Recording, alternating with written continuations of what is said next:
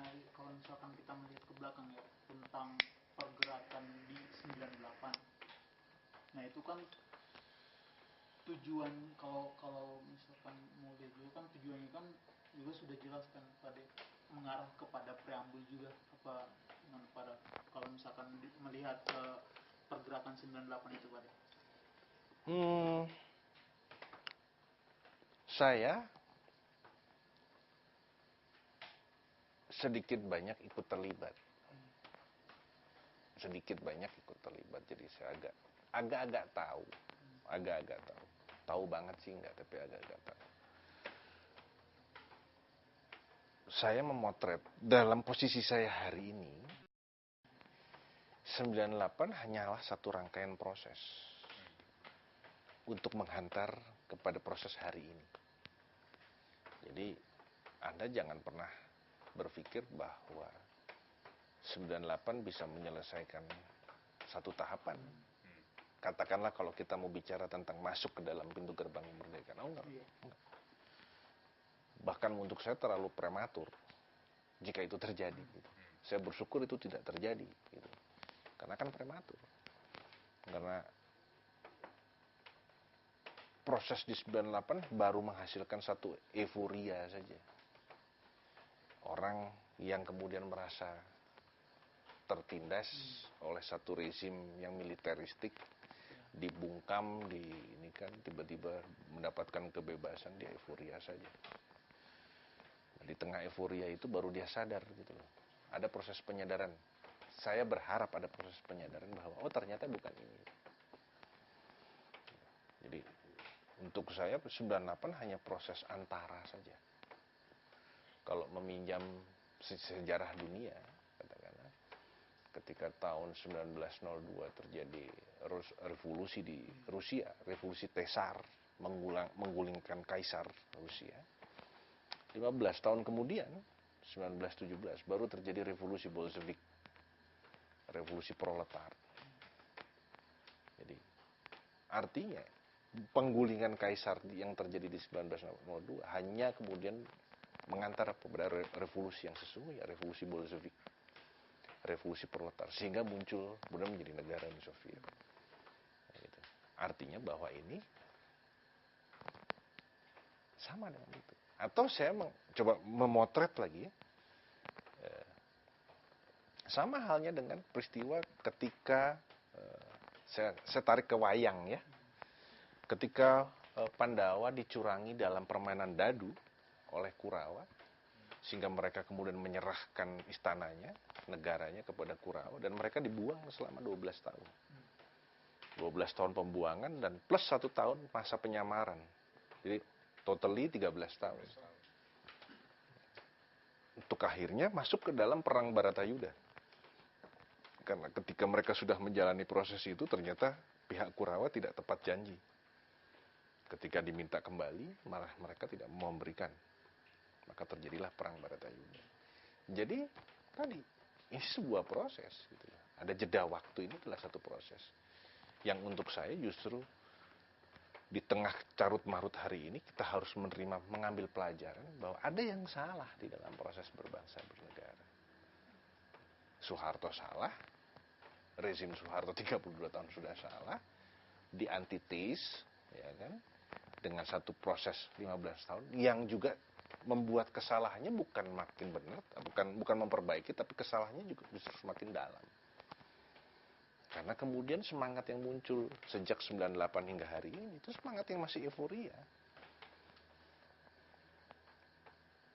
Dendam, ada semangat dendam di sana.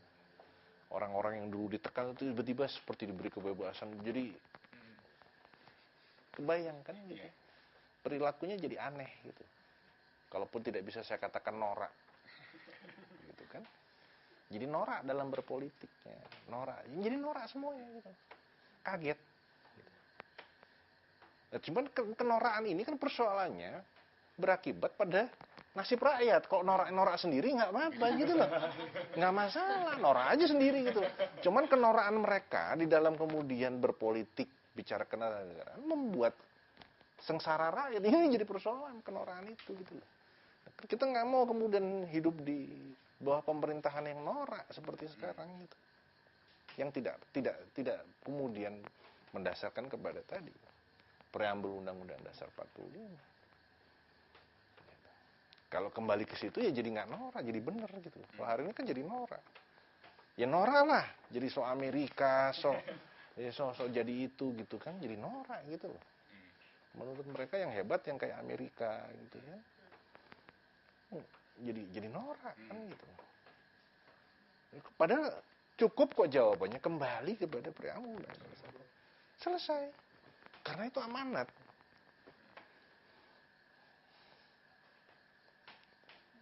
Jadi jangan hianati itu.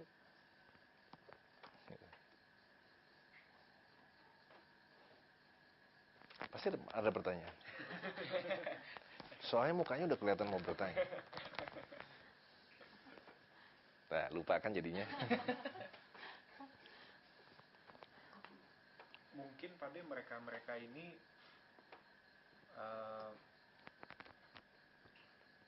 kalau saya pastikan tidak, bukan mungkin, pasti. Oh, belum selesai ya. Gimana?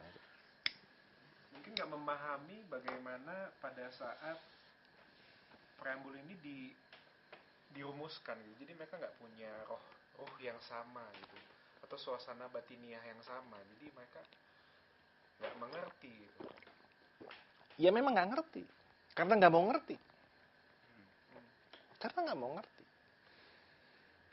Tidak mau mengerti atau memang tidak ingin mengerti. Tidak ingin mengerti. Ya kenapa? Ya karena kenorakan tadi itu loh. Gimana sih kalau orang norak tuh?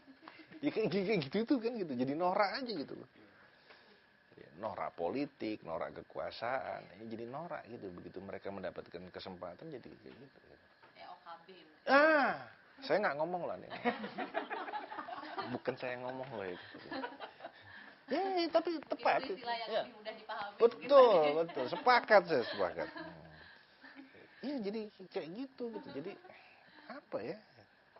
Ya norak lah, udahlah paling gampang gitu. Itu lebih halus daripada saya bilang gila kayak tadi. Norak aja lah gitu, nggak apa-apa lah.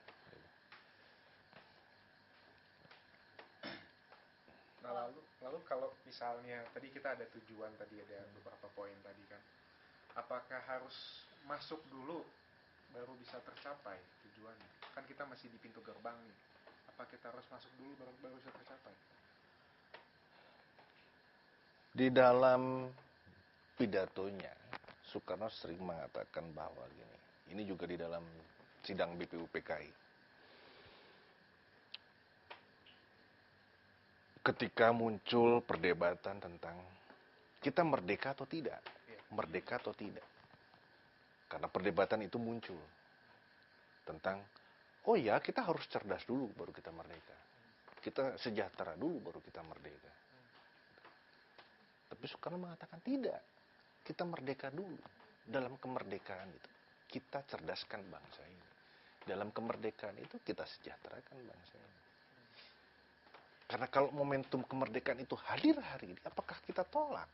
Hanya karena kemudian kita berpikir, oh masyarakat kita belum cerdas, masyarakat kita belum sejahtera. Jadi, untuk menjawab tadi, masuk dulu. Keinginan kita untuk masuk ke dalam. Karena banyak solusi yang akan kita temukan justru ketika kita sudah masuk di dalam. Gampang saja. Ketika kita mau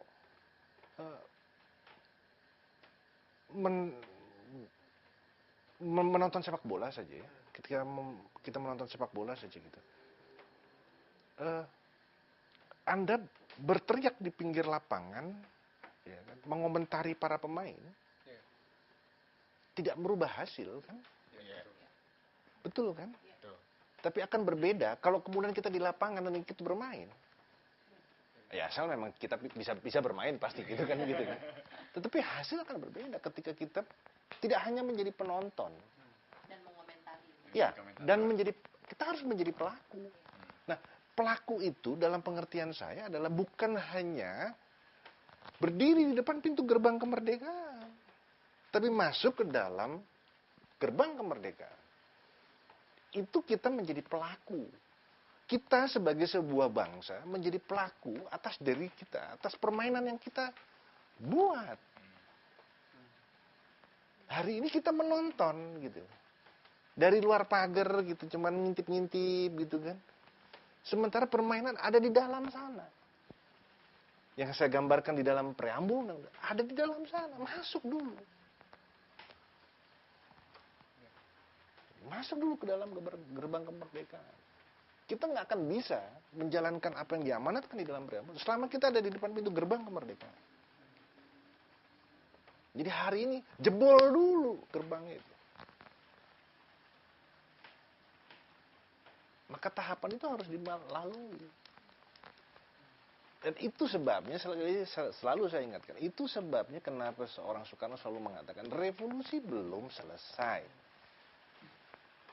Karena kita belum masuk. Menjebol gerbang kemerdekaan dan kita masuk ke dalamnya. Karena itu 50% langkah itu sudah terjadi kalau kita masuk saja. Hari ini nggak bisa. Kita berandai-andai, bersatu, berdaulat, adil dan makmur, itu di luar itu, andai aku ada di dalam sana, gitu. Itu yang terjadi. Gitu. Karena kita di luar. Gitu. Tapi kalau sudah di dalam, bukan berandai-andai. Gitu. Kita mengerjakan tadi.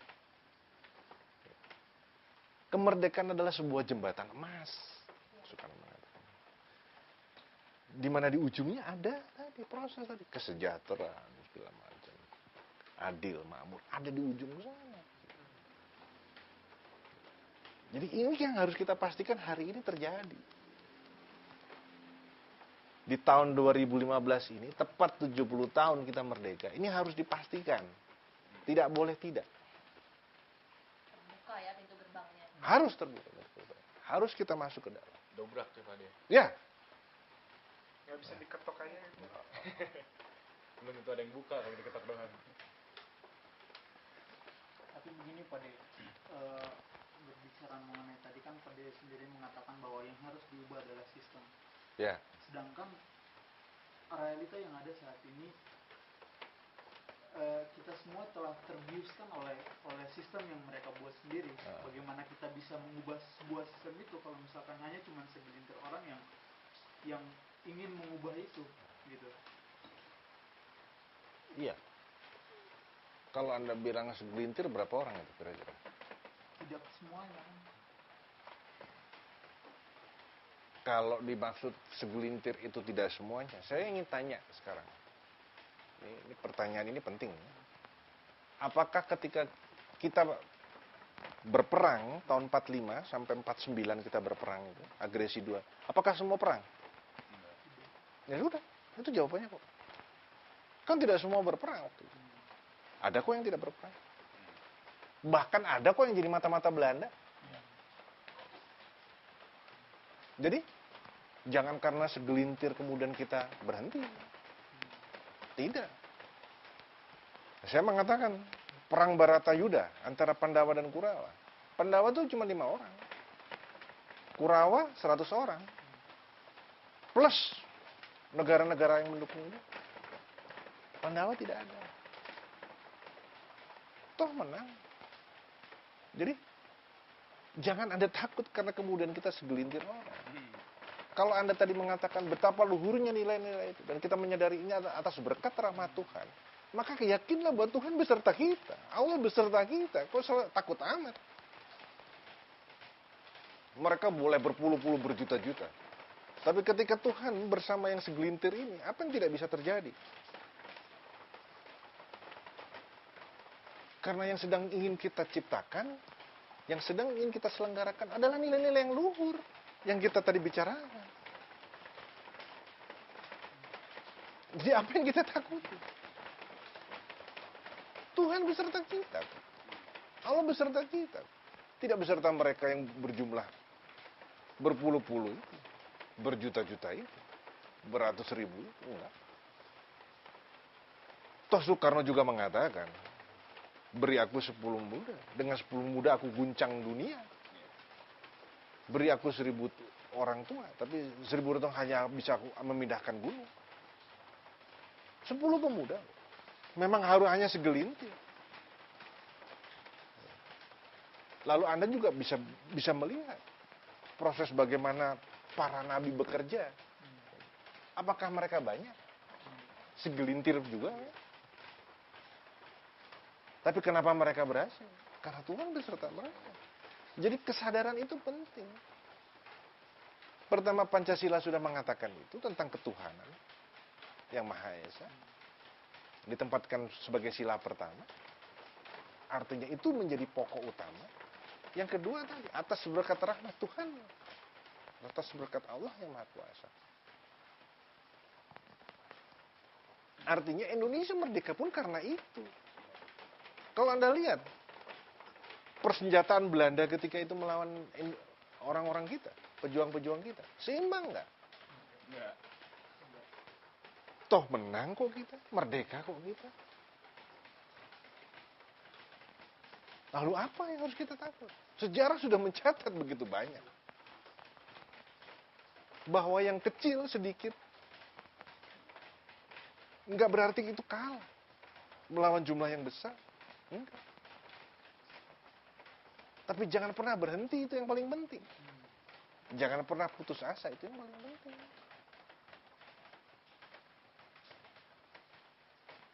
Karena itu pun yang menjadi ketakutan Pak Ade. Ketika segelintir orang ini akhirnya disisihkan lagi dengan proses pelemahan-pelemahan yang dilakukan. Nggak ada masalah. Sampai akhirnya kehilangan kesadaran gitu Pak Ade. Yang hilang sadar siapa? Yang segelintir orang ini tadi. Oh. Yang menjadi ketakutan kan itu. Iya. Bicara kondisi hari ini di kota-kota besar pun udah mulai disuntikan dengan racun-racun obat-obat tidur gitu loh Pak Ade. Jadi Ya. orang kehilangan kesadaran dan tidak peduli lagi dengan kondisi bangsa dan negaranya hari ini. Gitu. Iya. Kalau Anda menyatakan itu, pertanyaan saya sederhana. Lalu kenapa kita masih bisa kumpul hari ini dan berdiskusi tentangnya? Ini yang belum pernah obat tidur. Artinya gini saya katakan gitu. Bahwa segelintir orang yang kemudian bisa saja seperti itu. Tapi jangan Anda kira bahwa tidak ada segelintir lain yang muncul untuk itu. Jadi jangan takut. Nyala api itu berserak di mana-mana. Padam satu ada api yang lain. Karena saya selalu ingatkan kepada alinea ketiga tadi. Atas berkat rahmat Tuhan yang Maha Kuasa. Ini sudah bicara kuasa Tuhan. Ini sudah bicara kuasa Tuhan, kuasa Allah. Jadi kalau Anda, yang satu mati, yang satu nggak, biarin aja. Karena saya yakin akan lahir kok, seperti gelombang laut. Apakah gelombang itu cuma satu? Enggak, gelombang itu susul menyusul. Jadi jangan pernah, kalau kemudian gelombang yang ini kemudian tidak sampai, maka ada gelombang berikutnya. Akan ada gelombang berikutnya. Karena ini kehendak Tuhan. Ini proses alam. Yang tidak bisa di kemudian siapapun mencegah. Jika sudah Tuhan menghendaki, apapun akan terjadi. Jadi jangan takut. Jangan takut. Bahwa yang segelintirnya kan nggak akan pernah hilang. Karena Tuhan akan selalu mengirim dari satu kaum orang-orang yang kemudian pasti itu kan janjinya Tuhan sendiri, bukan? Ya sudah. Pasti ada orang-orang lain. Maka saya mengatakan, jangan Anda bersetia dengan siapapun. Bersetia dengan diri sendiri untuk kemudian apa yang sudah menjadi komitmen itu, ya itu dijalankan. Sehingga bukan karena Anda terjun itu, karena kemudian ada si A, ada si B, ada si C. Ketika ini nggak ada, nggak. Kalau itu benar, itu akan terjadi. Tapi saya meyakini, kembali ke preambul, begitu mulianya apa yang ada di sana.